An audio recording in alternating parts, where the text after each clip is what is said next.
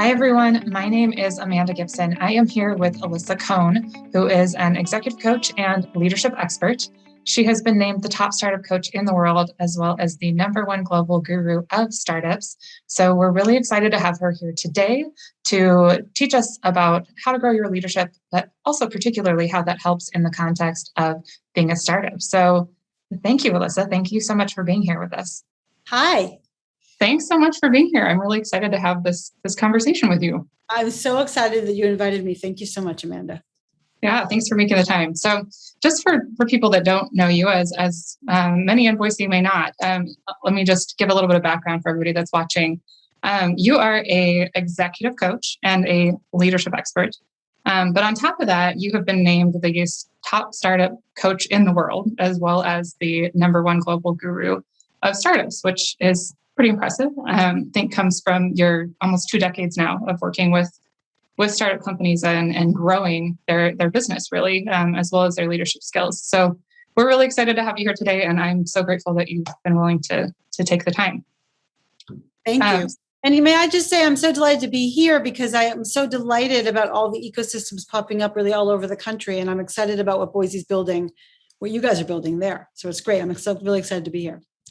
Yeah, thank you so much. We're really excited to learn from you. You have worked with companies all over the US and the world, really, but also of all shapes and sizes. So everybody from a Venmo to an Etsy to a Google and a Microsoft. So we're looking forward to hearing more about your experience and what you have to teach us.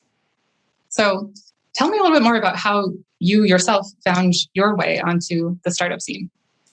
Well, I had been a coach. I was living in Boston. I'd been a coach, and I was working a little bit with startups, but then I moved to New York, and maybe 2 things happened. One is that I met a number of CEOs at startups here in New York. And at the same time, I recognized that we were really building an ecosystem here in New York. I say we, like as soon as the day I moved to New York, I became a New Yorker. Like, okay, this is what we're doing.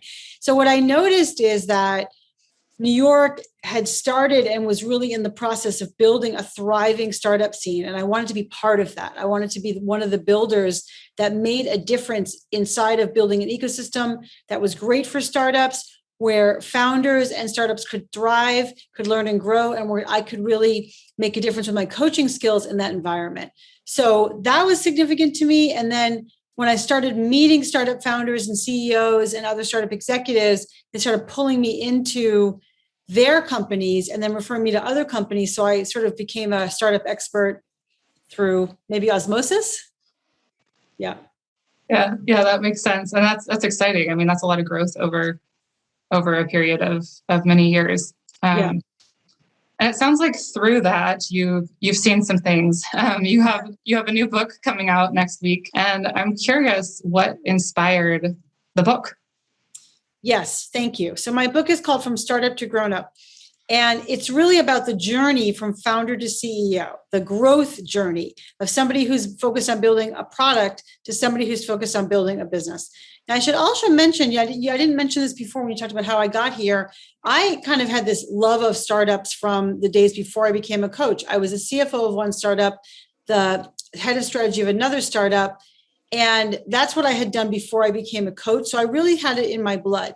But even then, I saw that actually there's a lot of need for a CEO, a founder, to grow as they become the leader of a rapidly scaling and then ultimately large business. And I just saw, as I started coaching then, that people kept making the same mistakes over and over again. So what I realized was it was a real mission that I had to help people sort of avoid preventable mistakes. So that's why I wanted to write the book, because it really takes, the 20 years of coaching experience, and specifically the 15 years of experience coaching startups, and it packs it into a book where I think there's a lot of guidance that people can use kind of out of the box that are going to help you build your startup successfully and, again, avoid preventable mistakes. Yeah, absolutely. So I've actually had a chance to read the book. So thank you for allowing me to view an advanced copy, because there's so many useful tools in this book, and you've organized it in a very specific way. So tell me more about that. Sure. So it's divided into three sections: managing you, managing them, and managing the business, the enterprise. And, I talk about this in the introduction, and I organize it that way because when someone comes to me, there's usually a problem. Something's happening. So there's a problem with the business. They're not making their goals, or there's a problem with an employee. Something's going on with the employee. Maybe there's a problem with the co-founder, something out there. And then as soon as we start talking, we recognize that, for example, this employee is, there's some issues with this employee, and you, the founder, are avoiding having the difficult conversation that you need to have. How come? And that's because there's something going on with you, right, inside of you, that's preventing you from having a difficult conversation, making a certain decision that needs to get made, organizing in a certain way. And I would say that for everybody I've ever coached, it starts with you. And then once we kind of get a handle on where you're coming from and your own inner voice and your inner self-awareness, we can then apply all the tools that we need to managing them or managing the business. I have a lot in the book around tools around delegation and tools around making good meetings and tools around how do you hire and fire people. But those tools are just going to be superficial kind of varnishing if we haven't kind of figured out what are some of the things that are maybe holding you back. So that's why I want to start there. And then I apply all the tools to the other aspects, the crucial aspects of managing the business and managing the employees. Yeah, that's great. I think that's a really key point, and something that I don't know if it changes as you grow up into your business. Can you talk more about if you see that changing as the company gets bigger? In terms of, does it always start with you? Yeah. Yeah, actually, most people who have either read the book or heard about it, they would say, this doesn't just apply to startup founders, this applies to leaders of all stripes. And I totally agree. The truth is that as you mature as a leader, you learn more skills, you get more comfortable doing uncomfortable things, and overall, you have more savvy and sophistication.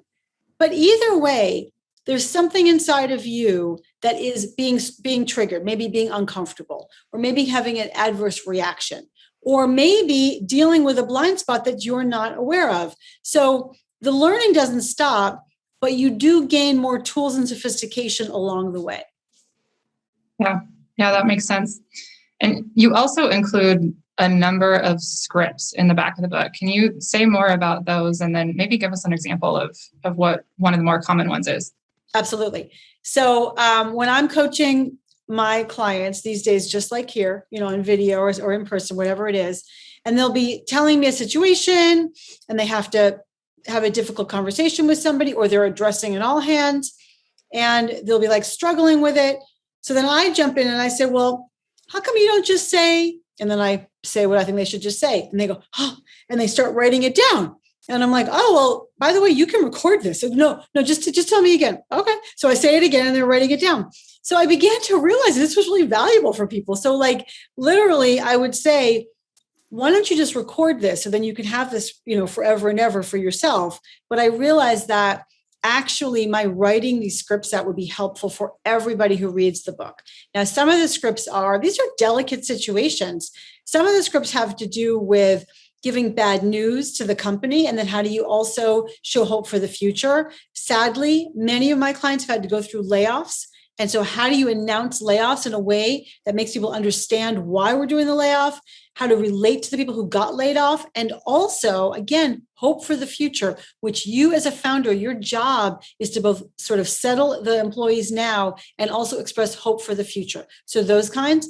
Also, when you hire your friend. So it's a common thing in the world of startups to hire your friends. That's normal. But what people don't realize is if you don't talk through in the beginning when you hire your friend, how it's going to be and the dynamics that may get set up from that, you're buying yourself some trouble in the future when your friend thinks you're going to hang out all the time, or when your friend doesn't want to take feedback from anybody, or when people navigate around your friend because they're your friend, or when sadly, which does happen, you have to fire your friend. All these things go into when you hire your friend. So I have provided some scripts about what you can say to your friend in advance so that you can have a hope of having like sort of the ground rules of the relationship. And then also I have a script for, sadly, what you have to do when you fire your friend. The last one I want to mention is I have a script for a co-founder prenup. So what happens is co-founders come together and they start this company without looking at the difficult issues that they may very well face in the future. And also without even talking about how do they relate? What's their conflict style? How are they going to make decisions when they both have strong disagreeing opinions? And even what kind of business are they trying to build together? What's the vision for the business?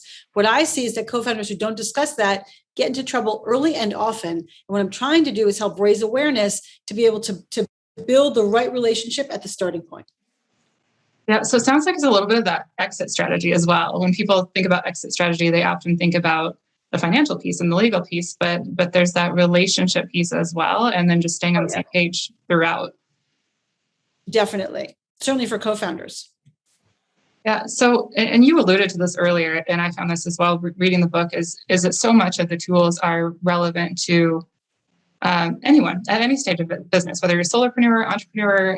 I see that some of the things that you've discussed, I see all the time in bigger companies, but you obviously with the title are focusing it on startups. So are some of the other things, you've mentioned a few of them, but what are some of the other things that are really unique to startup situations versus another company? Yeah. Well, the thing about startups is that if you're doing it right, you're on a fast growth trajectory and it's almost unrelenting, which means that you don't have the luxury of a couple of years to learn something. You have to learn in a couple of months. So it's about the pace, the velocity of the business, which requires velocity of you and your growing. Back to why the book is divided into 3 sections: managing you, managing them, managing the company. You have to grow quickly, rapidly along all 3 of those dimensions. So that's one thing I think that's different. The other thing that's different is that founders are by nature different. Entrepreneurs are 30% more likely than their counterparts to deal with depression and anxiety. There's a lot of mental health challenges inside of entrepreneurship specifically, and in general inside of the extreme work environment, which is a startup. It's like you're throwing yourself into the fire, and the fire takes very quickly and turns into a bonfire very quickly.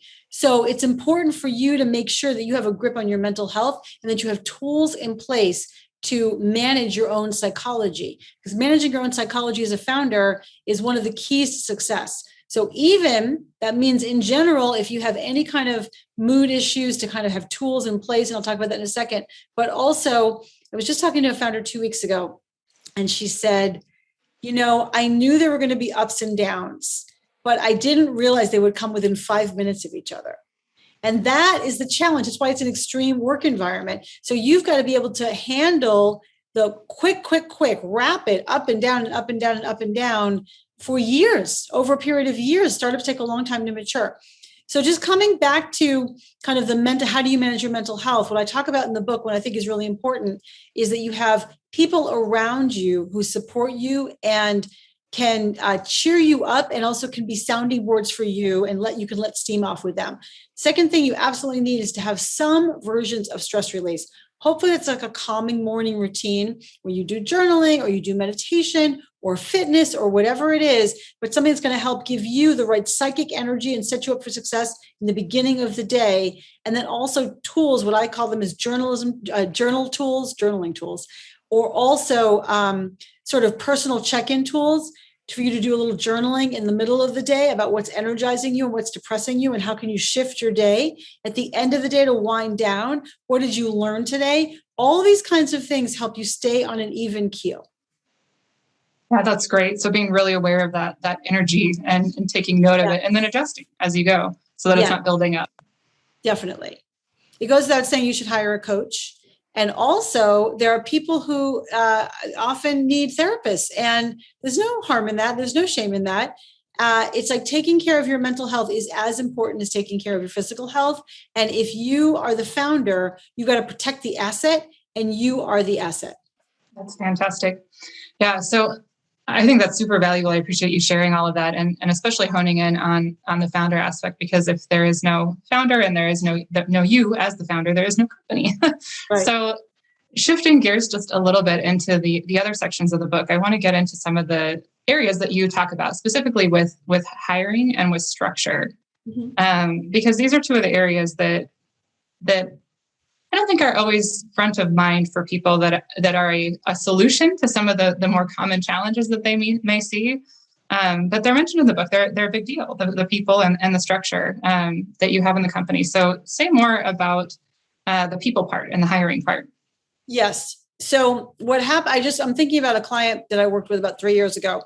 They had landed their Series B. So kind of, they were already past the proof of concept stage. So they had gotten, $40 million or something like that. And what do? They hired. Of course, that's good. That's a good thing to do.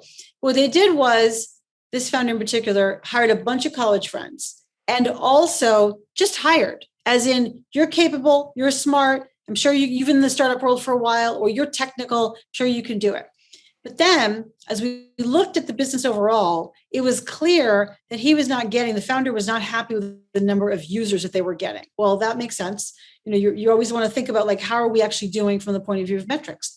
And then when I talked with the founder, specifically with this person whose whole job was to lead the process of getting users, I dived into two topics. One is, has he ever done that before? And the answer was no. Second was, does he have a specific goal he's shooting for and a timeline to do that? No, he's doing his best. Okay. Well, the combination of that together, without any kind of experience or how to set yourself up for success and not having measures of success, that is sort of toxic by itself. You never quite know, is he doing a good job? Is he not doing a good job? You don't know how to measure him. That's leads to a life of frustration. And yet that is kind of the normal state inside of startups. That's especially at the sort of Series B stage, it's normal because you didn't necessarily hire specifically for this fit for role. And also, you yourself may not be as experienced to know that you need to set goals and metrics and deadlines so people can kind of get a handle on how they're doing against a specific success measure.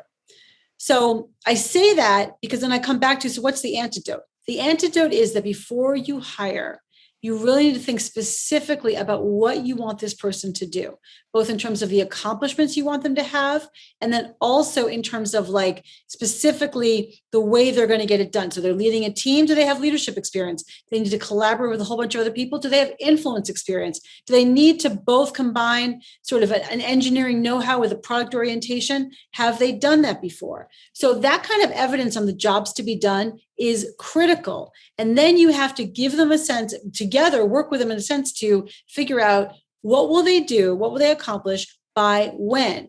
Now, if they don't make that goal, you don't have to fire people. Oh, should I fire them? No, you don't have to fire them. But it's really interesting, especially at the Series B stage, you're just figuring it out. Maybe they couldn't make the goal because it was an unreasonable goal. Maybe they tried 5 things that didn't work. Okay, so what else should we try? Or maybe how do we create a more reasonable goal? One way or the other, you've got to examine the metrics and their process to see if that's the person who can lead you to where you need to be for specific successes. Yeah, so setting that up front almost gives you the language to have those more specific conversations down the road. Yeah, actually, one of the founders I work with, he told me about his co-founder. So his co-founder, who was working so hard and doing 4 different jobs, he didn't have the heart to tell her, oh, you're not doing it right on this element. And I just felt first of all, she wants a success. He's a CEO. She's not the CEO, but she's a co-founder. She wants a success as much as you do. And also, when she's doing 4 different jobs, you can't be successful doing 4 different jobs. It doesn't work that way. So of course she's working hard. Don't you think you want her work to have impact? Of course. So therefore, it's for her benefit to sit down with her and create and agree on goals and process to get there, and to recognize that you can't do 4 big jobs at the same time. You can only really do 1 or 2. And let's figure out what you are working on and then who should work on something else. But it's when you talk about the language, he said back to me, God, it was so much easier when I had just objective goals to talk to her about. That's right. It is much easier. So good point, Amanda. Yeah, most definitely. Yeah. So then on the structure side as well. Yeah. I see this might be an area that I think is unique to startups. You can let me know if you agree, but there's almost a sense of pride in the flexibility that you have as a startup, and therefore a little bit of resistance to structure. Mentioned it in the book more than one time. Yeah. So tell me more about what structure means to you for one, and what it does for the company when they have it. Yeah. So in the early days of a startup, you hire people who are super scrappy. There are 10 of you in the room. There are 25 of you in the room, and you all figure it out together. And I was at that startup myself twice. I get it. That's super fun and very satisfying. And you can do so many things. So that's fantastic. But then you figure out what the heck you're doing. And once you figure out what you're doing, you need to then do it with customers in a repeatable way. You can't do one-off stuff anymore. You can't just figure it out anymore. You have to have systems and processes that will help you get those results in a repeatable and then ultimately scalable way. Now, one thing to say is that sometimes the early stage employees fight against that kind of structure, processes. It's like so funny to me that once you're at 100 people, you just can't be in the same room anymore. You cannot be in the same meeting anymore. You need handoffs. You need documentation. You need forms. People are like, oh, I don't like big company stuff. And I'm thinking, it's 100 people. This is not IBM. But they liked the early days. So some people don't want to make that adjustment. And God bless, they should go find a different role in an early stage company. But some people are happy to make the leap. But what happens is sometimes companies overcorrect. So what you need is, for example, just a sense of when does product hand it off to marketing? When does marketing release the information so that sales and everybody else knows what's going on? That's the only question. And that should be like less than a one-page document. But what happens is when you get there, people get frustrated and they over-document, right? And then people from big companies come in and they're like, here's the operating manual for the handoffs. And it's like, 50 pages. So you've got to find the right level of process for the right level of where you are in the company. And at first, that is definitely light by design and it is able to allow agility, right? That you can still nimbly adapt to what's actually going on because you'll have new customers and they will need different things, or they'll be bigger and you'll need different kinds of things to handle these bigger customers. But then the next stage is we're pretty much locked in what we're doing. We pretty much have strong documentation of how it's supposed to be. And the truth is that without that documentation, you, Amanda, are like, hey, Nancy, how do I do this thing? And Nancy doesn't know anymore because it's gotten bigger than Nancy. And so the problem is that there's no way to find out something unless you have a central sort of library of documentation you can go to. So it sounds kind of mundane and it sounds kind of boring and detail oriented to like document all your processes. But the best thing is when I don't know something and I go to my wiki and I click on something and there's all the information I need, that is sexy. That's great. And it helps you move faster, it sounds like. That's what I mean. Helps you go faster. That's why it's so great. Counterintuitive. Yeah, I have to like yell and say like, I have to say like, Nancy, how do I do this? Right? It's like, it's all right there in a documented format. And everyone is recognizing that it's the right process for the right time. And over time, it will have to be more processed because that's what happens with large companies. To make them sustainable, you need rules and guidelines and processes and procedures so everyone can follow the same playbook. Fantastic. So is there one area, you kind of alluded to this at the beginning, that there were a number of things that in the startup world that people kept bringing to you, and that was kind of the impetus for the book and a lot of the work that you end up going in and doing and issues that you end up helping with. But is there one thing that stands out more than any other that you see founders constantly trip over? I think that goes back a little bit to sort of you, right? So I think what founders trip over is that as the company grows, so they start off and it's like 10 people in a room and it's like everyone's just, interacting together. You might have hired a bunch of friends. So you're just like Jenny from the hood, Jenny from the block or whatever. And the company gets bigger and a couple of things happen. People don't have the same amount of contact with you as they used to. Also, new people come and they definitely don't have the same contact with you. And they didn't know you from those early days, 3 years ago or 5 years ago, whatever it is. So you still sometimes act like just you. But no, you can't do that anymore. What you have to do is recognize that the CEO, the founder CEO, is required to, there's a whole lot of things that the founders are required to do, not always say whatever comes into his mind, not always brainstorm, sort of with employees because they're going to take his word and go execute it. not be super casual in the all hands, right? Kind of be more buttoned up because you got now 100, now 500 people watching you, and they didn't know you from 5 years ago or 7 years ago. And their careers and their families are riding on you. So you can't just be kind of casual and like we're making it up as we go along anymore. So I think it's recognizing that you yourself, you need to grow, and you need to grow in the way you show up for other people. And in your head, you're just you, but around to everybody else around you, you are the CEO. So your suggestions are orders. Your whispers are shouts. And recognizing that is very important for you and for the success of the people around you. Yeah, I think one of the things that you mentioned in the book, and I think I might have heard it before in some way, shape, or form. There's many versions of this, but it's that pretend like you're on a table with a megaphone. Yes. Yeah, exactly.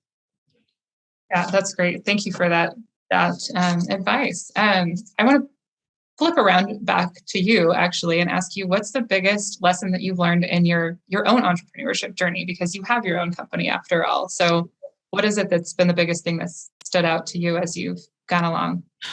That would take me hours to answer. But a few things that I've learned along the way. This was something I was always good at, but I have gotten better, and I see how important it is, the value of relationships around you.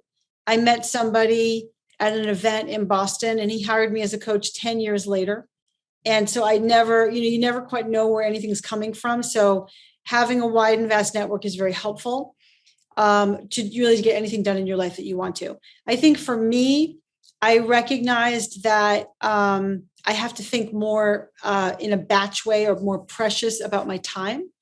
And I have to sort of batch my time so that I'm doing client work in this period of time and then making the time to do the deeper work and the more sort of brand building work and my thought leadership. And it's not going to just happen. You got to put time on the calendar.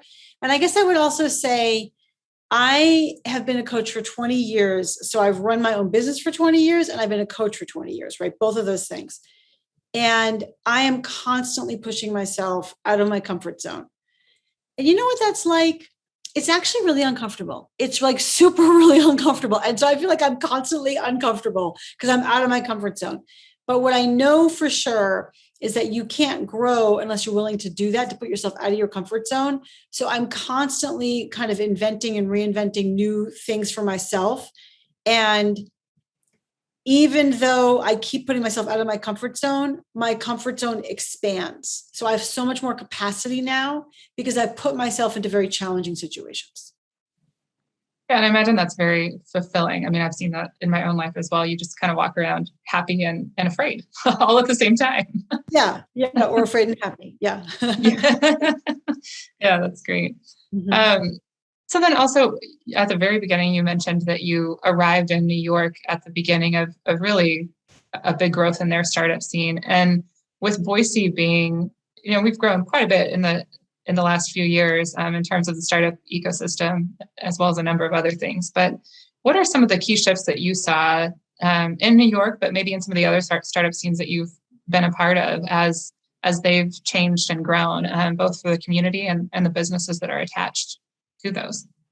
Well, it's an interesting question. I mean, I've seen just an incredible amount of like productivity, right? So inside of New York, it started a little bit like, a little bit over here and a little bit over here. And then you see collaborations and you see more communities, like startup communities happening in different parts of the city. And so then what happens there is there's like amazing connectivity, great peer mentorship with the founders and the CEOs. Some of them get successful and then they do an incredibly good job of mentoring others. They cross-pollinate in a wonderful way. And that's been true in New York. Also, I've talked to Brad Feld a number of times, who's out in Boulder. And we also talked specifically about his book, The Startup Community Way, which is really about a give first mentality and being, sort of anointing yourself as a self-leader of the community and finding ways to gather the community under your own kind of figuring out how to do that just on your own power. That's an amazing, amazing gift that the startup community can kind of give itself and give each other, and a lot of fruit and wonderful relationship building and collaborations, and also kind of for the benefit of all come out of that. Yeah, that's great to hear that you've seen that elsewhere, because I think we definitely see that here, and it continues to expand every week, every year. So yeah. I'm also I'm a fan of what I guess is jingoism. I think it's called jingoism. The idea that you are proud of your community, you feel part of it, and then you prick up the flag and you're like, we're doing Boise Startup. That's what we're doing. And then you feel a sort of sense of ownership for this community and an ownership for the activity that's going on. I know I felt that way instantly when I moved to New York. I think that's what's happening in Miami right now. I spent a lot of time in Miami, and the mayor there is doing incredible things. Mayor Francis Suarez, who blurbed my book, who is like really being a massive figurehead and cheerleader for the Miami tech community. And so finding those figureheads and those cheerleaders for the tech community, for the startup scene, is very energizing. It's just very energizing to feel like, patriotic about what we're building here. And you see that in Miami, and I saw it in New York, and I'm sure you're seeing it in Boise. Yeah, we do. We're fortunate to have many of those cheerleaders. So it's been really fun to see the growth happen. Mm-hmm. So lastly, I want to ask you if you could give any one piece of advice to an early stage founder, what would that be? Yeah. So, so much advice, but I guess I would say what comes to my mind right now is recognize. People talk about like it's a roller coaster. People also talk about like it's a marathon. Recognize that it's a roller coaster, which is as long as a marathon. It's both of those things. So kind of make sure that you get your mental health in order, that you have your routines and your structures around you to help you be great. Because when you're great, you're an athlete. And you're, as I said, the asset. And so when you treat yourself like an athlete and treat yourself like an asset, you're going to get a lot further down that path. Find people who you can hire who will complement your weaknesses, which means you've got to be honest about your weaknesses.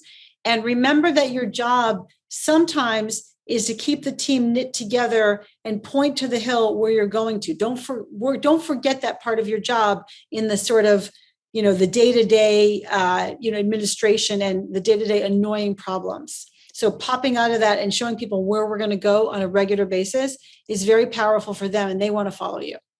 Wonderful. I think that's a wonderful piece of advice to end on. So thank you so much again for being here and for sharing all of your years of experience with our community and helping us grow. Thank you very much, Amanda, and thank you very much, Boise Startup Community, for having me.